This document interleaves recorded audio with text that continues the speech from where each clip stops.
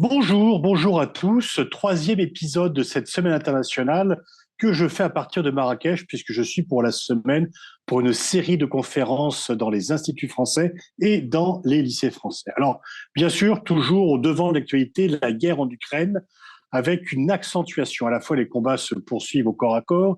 Il y a eu cet accident d'hélicoptère avec le ministre de l'Intérieur qui a été tué côté ukrainien. Mais surtout, il y a les débats pour passer à une autre phase en ce qui concerne l'aide occidentale à l'Ukraine. Et il semble que la décision d'envoyer, non pas des blindés légers, comme la France a déjà fait, mais cette fois-ci des blindés lourds, semble avoir été prise et pour finalement donner un avantage à l'Ukraine pour lui permettre de reconquérir les territoires perdus depuis le 24 février. Et donc là, on passe en fait à une nouvelle étape, puisque dans un premier temps, il y a eu des livraisons très modestes, très contrôlées des pays occidentaux à l'Ukraine. Après, elles ont été plus massives. On est quand même à une aide d'environ 60 milliards de dollars côté États-Unis, des chiffres aussi importants côté européen. Là, ce qui fait la différence, c'est qu'on va passer de la fourniture d'équipements défensifs, missiles antimissiles, couverture aérienne, défense antiaérienne, à des chars lourds, donc avec pour objectif de faire une percée et de pouvoir reconquérir les territoires perdus. Et aussi, nouveau changement, pour la première fois, les Américains n'ont pas exclu qu'il y ait des frappes en Crimée, ce qui est un peu tabou pour le moment. Alors, est-ce que c'est une façon de faire pression sur Poutine en disant attention, tu pourrais perdre encore plus gros si tu continues, ou est-ce que c'est un changement de doctrine radicale quand même du côté américain? Eh bien, on ne le sait pas encore. Mais par rapport à cette montée en puissance de l'armée ukrainienne grâce aux équipements occidentaux, il risque le plus probable, c'est qu'il y ait une nouvelle mobilisation russe. Les Russes sont 145 millions, les Ukrainiens 35 millions. Et donc, c'est un peu le nombre contre les équipements modernes. Et les Russes pourraient mobiliser, ce qui, bien sûr, pourrait désorganiser encore un peu plus l'économie russe, parce que ceux qui seront envoyés au front ne seront pas à la production, dans les villes, dans les usines, les ateliers, les bureaux. Et puis, ça va de nouveau soulever de la colère, ou plutôt aussi des fuites, des gens qui vont partir pour échapper à cela. Mais donc, on voit que, eh bien, il y a une escalade, effectivement, dans le conflit, et que le plus probable, c'est que comme les positions sont toujours irréconciliables entre ce que veut Poutine et ce que veut Zelensky, Poutine veut la paix à condition que l'on reconnaisse ses conquêtes depuis le mois de février, et Zelensky à condition qu'on retire toutes ses conquêtes, y compris la Crimée qui a été annexée en 2014, eh bien, oui, il y a une accélération dedans. Ceci nous amène en Allemagne où il y avait le débat, est-ce que l'Allemagne va fournir des chars lourds? Est-ce qu'elle va autoriser, et c'est en cours, l'exportation de chars lourds qui ont été fabriqués en Allemagne, mais qui sont dans d'autres pays? Et en fait, il y a un changement de situation. Au début, celle qui était ministre de la Défense avait décidé d'envoyer 5000 casques pour aider l'Ukraine. Là, on voit qu'on passe dans une autre dimension, que le parti social-démocrate, qui avait quand même disons, une habitude un peu pacifiste change, que le chancelier Scholz est soumis à de nombreuses pressions pour augmenter l'aide de l'Allemagne par rapport à l'Ukraine.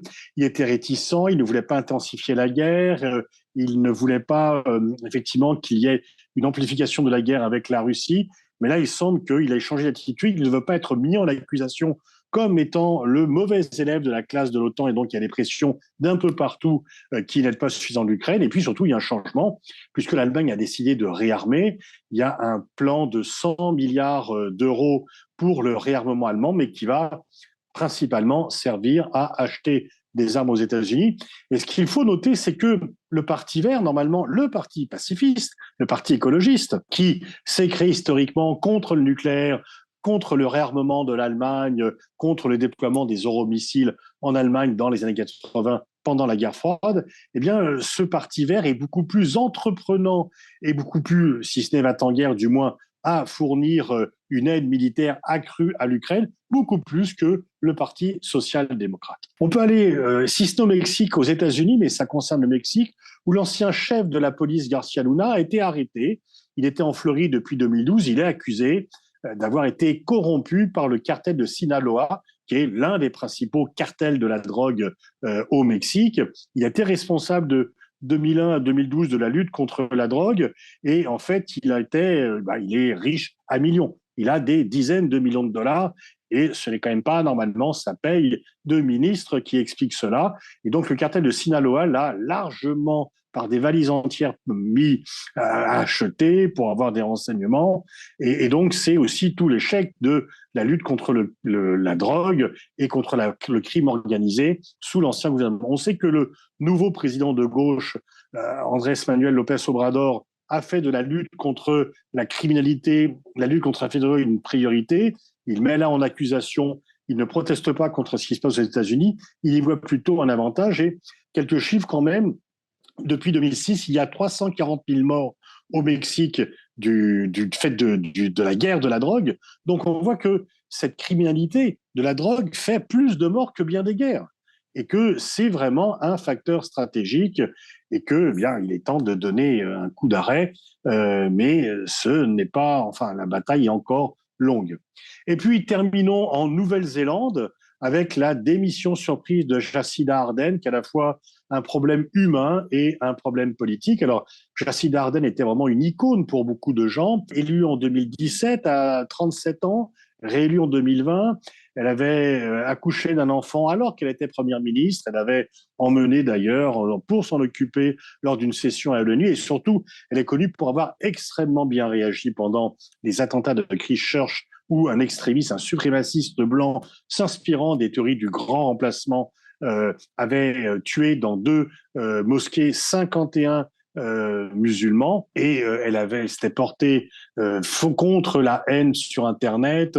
Elle avait eu des paroles de réconfort et elle avait vraiment, et elle a dit, je ne veux pas citer le nom de ce terroriste pour ne pas lui donner la publicité qu'il recherchait. Et donc, elle avait vraiment été en pointe dans le combat contre la haine.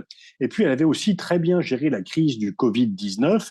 Il y avait un très faible nombre de morts en Nouvelle-Zélande et elle avait réouvert par la suite. Et puis, elle s'était opposée au premier ministre australien Scott Morrison, climato-sceptique. Jacinda Ardern était pour le multilatéralisme, pour la lutte contre le réchauffement climatique, pour le dialogue des civilisations, pour le vivre ensemble.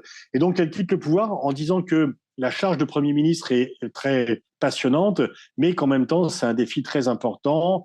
Et elle a dit à sa fille, qui a maintenant 5 ans, qu'elle serait là pour la rentrée, qu'elle pourrait l'amener à l'école. Et elle a fait une déclaration d'amour à son compagnon en disant que désormais, il pourrait se marier. Et donc, elle a annoncé sa démission au 7 février. Peut-être qu'après une pause, elle pourra revenir dans la vie politique, mais on manque de Jacinda Ardern sur la scène politique. Voilà, c'en est fini pour cette semaine. Rendez-vous à partir de Paris la semaine prochaine.